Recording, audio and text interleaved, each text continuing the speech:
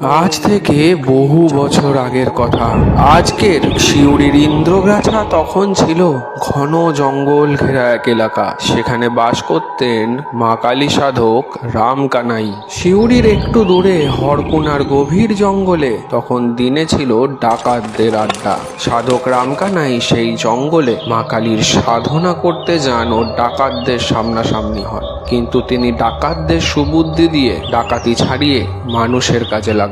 ডাকাতরাও তাকে মেনে চলতেন। একদিন তিনি সিদ্ধান্ত নেন আরো গভীর জঙ্গলে গিয়ে একটি কুটির তৈরি করে তার সামনে তিনি সাধনা করবেন স্বয়ং মা কালী।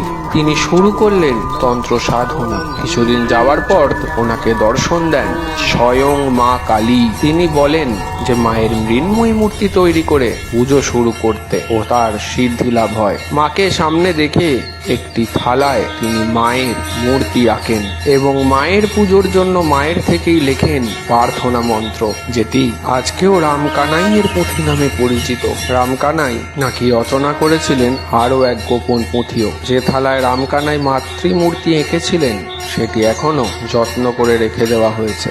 জয় মা কালী।